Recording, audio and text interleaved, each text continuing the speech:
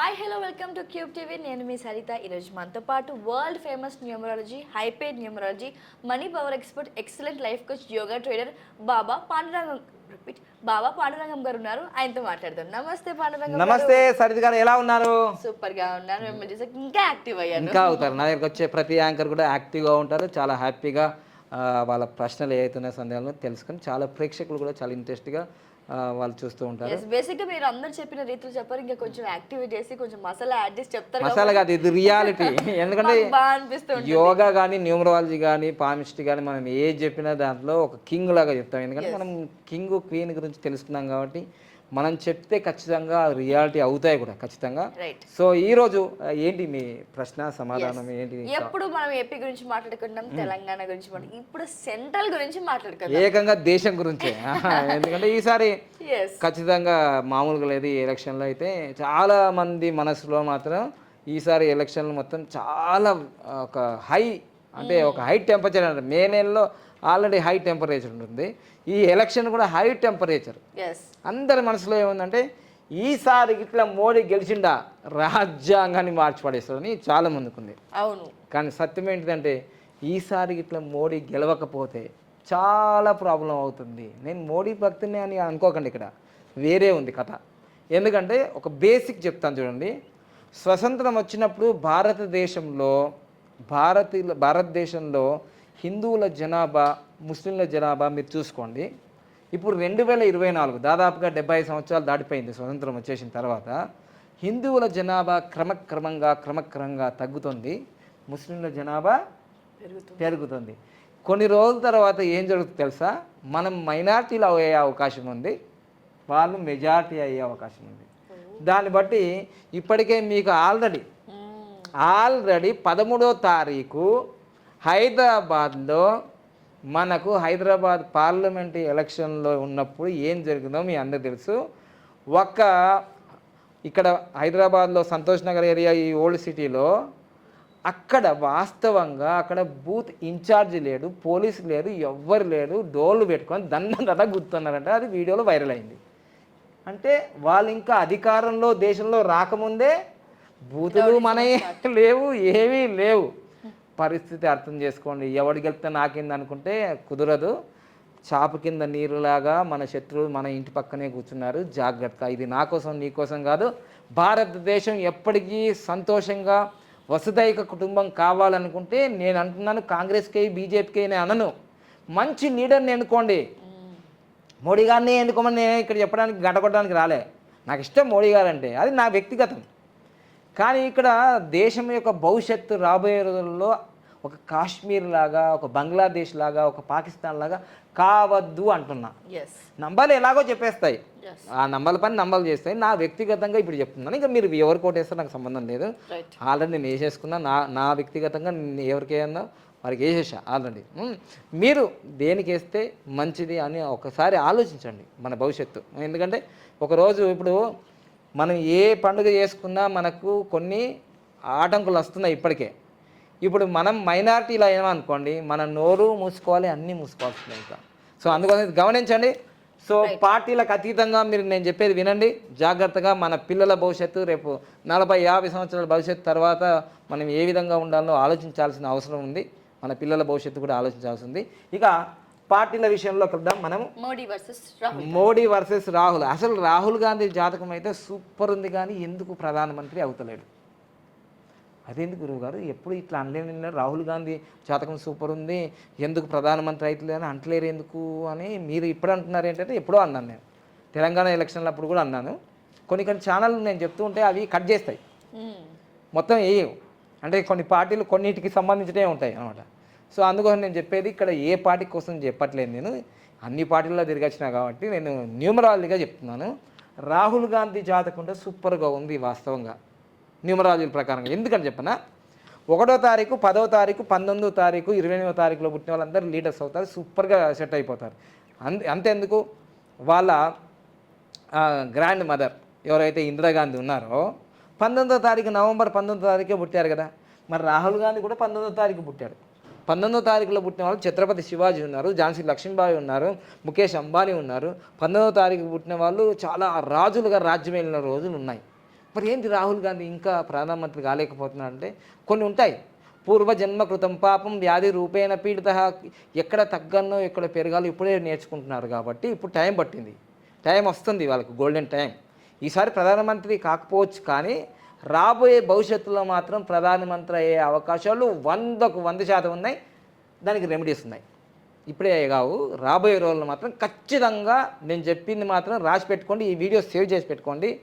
ఈ 2024 కాకపోయినా రాబోయే భవిష్యత్తులో 10 సంవత్సరాలకు 15 సంవత్సరాలకు నెక్స్ట్ 5 ఇయర్స్కో రాహుల్ గాంధీ గారు ఖచ్చితంగా ప్రధానమంత్రి అయ్యే అవకాశ యోగం 19 నంబర్కు ఉంది. విధి సంఖ్య కూడా 6 ఉంది కాబట్టి 100%. అందులో మీకు మళ్ళీ ఇంకో విషయం చెప్తాను, అద్భుతమైన నంబర్ రాహుల్ గాంధీ యొక్క డేట్ ఆఫ్ బర్త్లో అద్భుతమైన నంబర్ ఉంది. ఇంతవరకు ఏ న్యూమరాలజిస్ట్ ప్రపంచవ్యాప్తంగా చెప్పనే లేరు, చెప్పరు కూడా. నేను చెప్పిన తర్వాత కాపీ పేస్ట్ చెప్తారు వాళ్ళంతా. మొత్తం జూన్ 1970 మొత్తం క్యాలిక్యులేషన్ చేస్తే 33 నంబర్ వస్తుంది. 33 నంబర్ అనేది ప్రపంచవ్యాప్తంగా ఒక అద్భుతమైన పర్సన్స్కి వస్తుంది. మోడీ గారికి 32 నంబర్ వచ్చింది, అర్థం చేసుకోండి మీరు. మోడీ గారికి 32 నెంబర్ వచ్చింది, 5 నెంబర్ వచ్చింది విధి సంఖ్య. మామూలు సంఖ్య 5 నెంబర్ వస్తేనే ఇట్లా అయింది. ఇంకా 6 నెంబర్ అంటే మామూలు కాదు. ఇంకా అది అసలు రాజ్యాన్ని ఏలే నంబరే 6. ఇప్పుడు ప్రపంచమంతా ధనం మూలం ఇదం జగత్తు. 33 నంబర్ ఎవరెవరికి వచ్చిందంటే మొట్టమొదటిసారిగా మనము అబ్రహం లింకన్ కానీ వీళ్ళంతా ఉన్నారు కదా, ఐన్స్టీన్ ఉన్నాడు కదా, E=mc², ఆయనకు వచ్చింది 33 నంబర్. అట్లా ప్రపంచ విదేశాలుగా ఉన్న వాళ్ళందరూ కూడా వాళ్ళకు కూడా 33 నెంబర్ వచ్చింది. ఇక్కడ కూడా 33 నెంబర్ వచ్చింది ఆయనకు మొత్తం క్యాలిక్యులేషన్ చేస్తే. సో 6 నెంబర్ వచ్చింది. సో టోటల్గా రాసి పెట్టుకోండి, ఈ వీడియో సేవ్ చేసి పెట్టుకోండి ఖచ్చితంగా.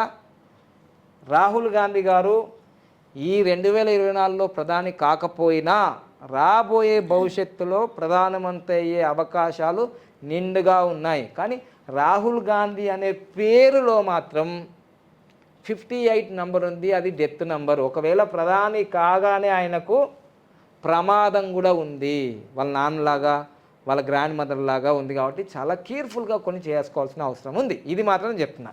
ఇక మెయిన్గా ఇక్కడ పార్టీల గురించి చూసుకుందాం మనము. కాంగ్రెస్ పార్టీ అనేది 1885లో డిసెంబర్ 28వ తారీఖు ఆవిర్భవించింది. అది స్వతంత్రం అప్పుడే, స్వతంత్రానికి ముందే అప్పుడు ఆవిర్భవించింది. అప్పటి నుంచే అదే ఆ ఫౌండేషన్ డే కాబట్టి, స్థాపించిన డే కాబట్టి 28 అనేది కొంచెం బాగా ఫాస్ట్గా డెవలప్ అయ్యి చిక్కులు వచ్చినాయి కదా. వాళ్ళు ఇప్పుడు ఇందిరాగాంధీ చనిపోవడము, తర్వాత మనకు రాజీవ్ గాంధీ చనిపోవడం, చిక్కులు వచ్చాయి. ఎందుకంటే 2 అనేది ఫాస్ట్గా వెళ్ళిపోతుంది, 8 అనేది లేట్గా వెళ్ళిపోతుంది. సో వీళ్ళు ఇప్పుడు రిజల్ట్స్ కోసం ఎంత వెయిట్ చేస్తున్నారు.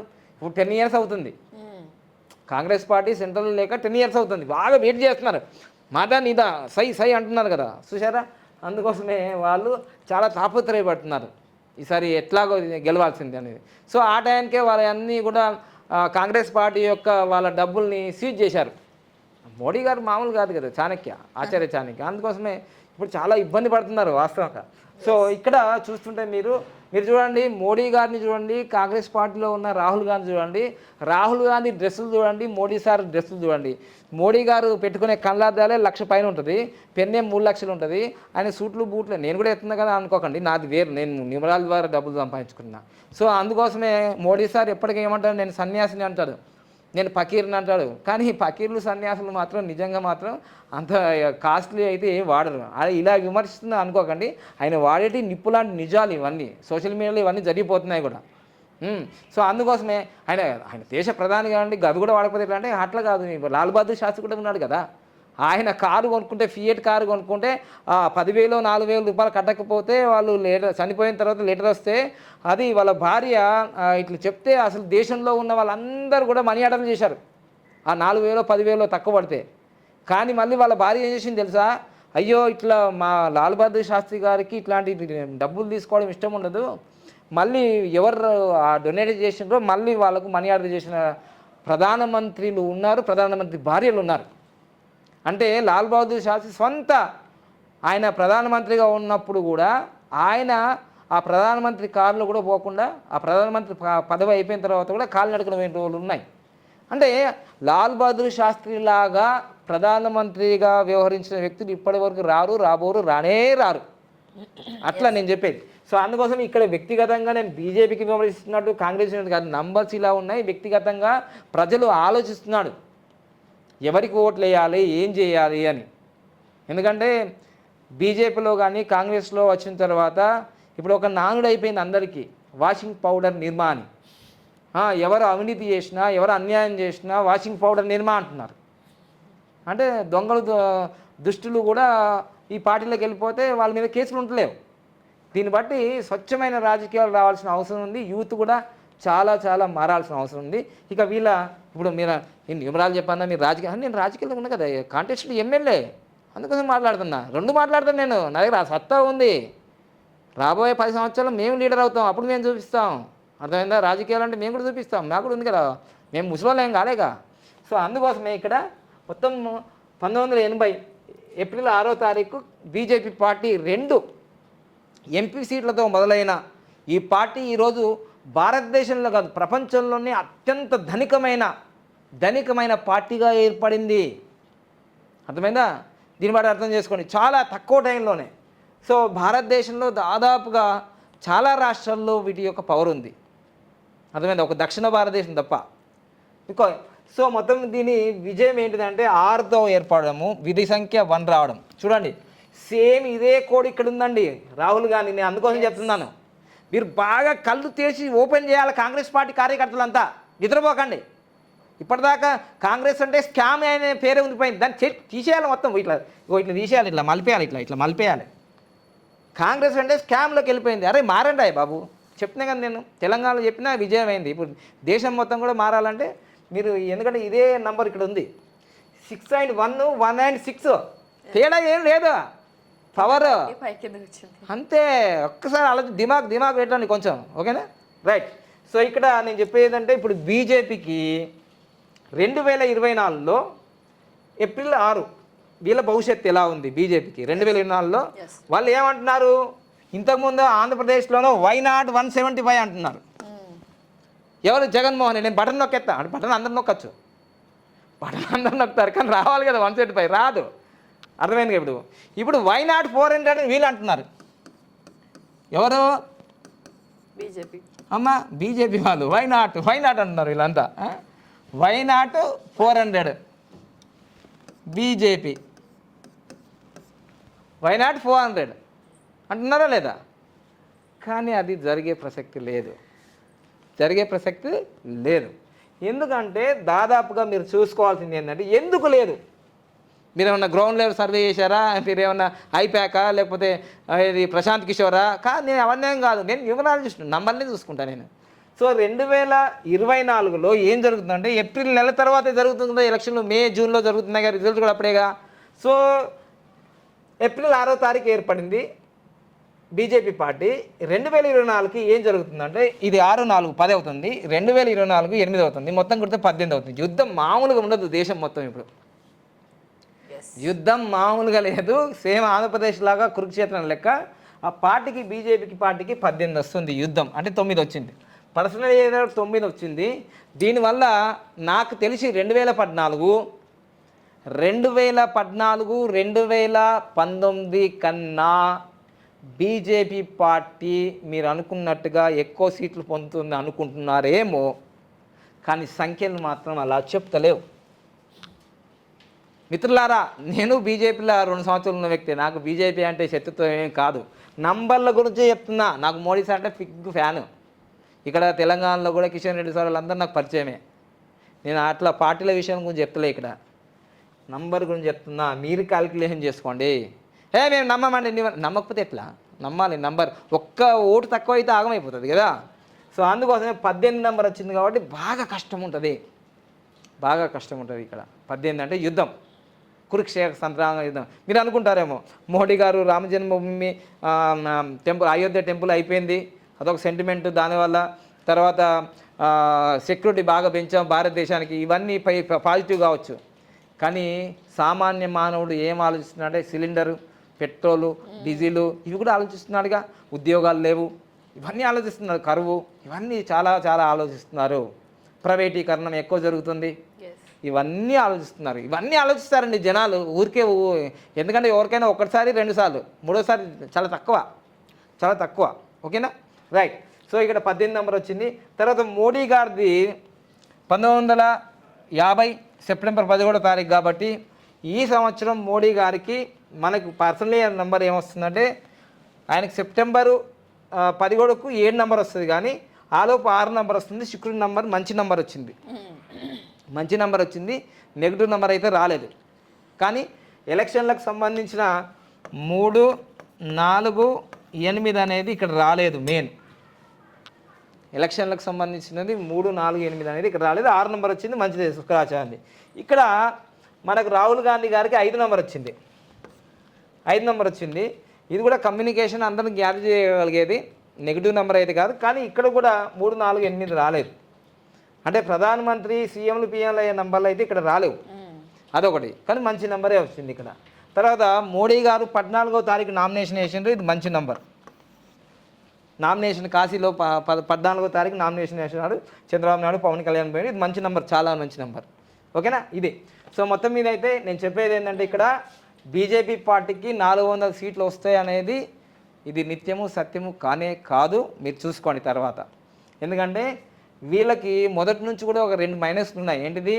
2016 నవంబర్ 8వ తారీఖు నాడు నోటు ఏదైతే మనకు డిమానిటైజేషన్ జరిగిందో అదొక మైనస్ ఉన్నది. తర్వాత నిరుద్యోగులు పెరిగిపోయినారు.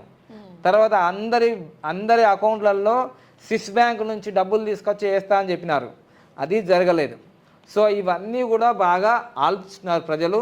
నిత్యావసర సరుకుల ధరలు పెరుగుతూ ఉన్నాయి, ఉద్యోగాలు రావట్లేదు, అన్నీ ప్రైవేటీకరణ జరుగుతుంది. ఒక్కటి మాత్రం నిజం ఏంటంటే రామ జన్మభూమి ఏదైతే ఉందో అయోధ్య టెంపుల్ అయితే జరిగింది.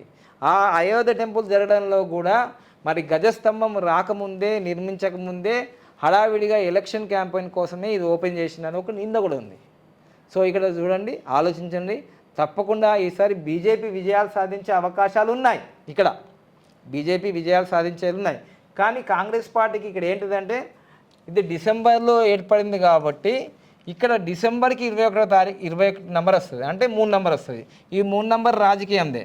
కానీ డిసెంబర్ లోపే జరుగుతున్నాయి కదా ఎలక్షన్లు, అందుకోసం 20 నెంబర్ వచ్చింది కాబట్టి ఇది చంద్రుని నెంబర్ కాబట్టి అప్ అండ్ డౌన్ జరుగుతుంది కాంగ్రెస్ పార్టీకి.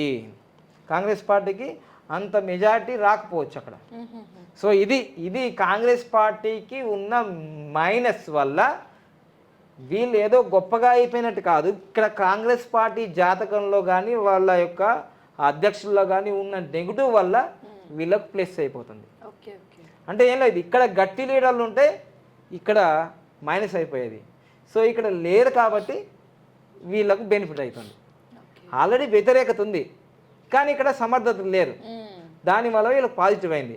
సో ఇప్పుడు బీజేపీలో కూడా చాలామంది ఒకరికొకరు, అంటే మోడీ గారి పరిపాలననే యోగి ఆదిత్యనాథ్కి ఇష్టం ఉండకపోవచ్చు, యోగి ఆదిత్యనాథ్ యొక్క పరిపాలన మోడీ గారు కూడా ఇష్టం ఉండకపోవచ్చు. అంటే లోపలనే కొన్ని విభేదాలు త్వరలోనే 5 సంవత్సరాల్లో మీకు తెలిసిపోతుంది. అంటే దీన్ని బట్టి అర్థం చేసుకొని మొత్తం ఏదైతే ఈసారి బీజేపీ గెలిచే అవకాశాలు ఉన్నాయి. కాంగ్రెస్ పార్టీ పుంజుకుంటుంది. రాబోయే 5-10 సంవత్సరాల్లో మాత్రం ఖచ్చితంగా అఖండ విజయాలు సాధించవచ్చు రాహుల్ గాంధీ కొన్ని పాటిస్తే. ఓకేనా, thank you. Happy Bharat, happy world, rich Bharat, rich world. మళ్ళీ ఒక వీడియోతో మీ ముందుకు వస్తాను. Thank you.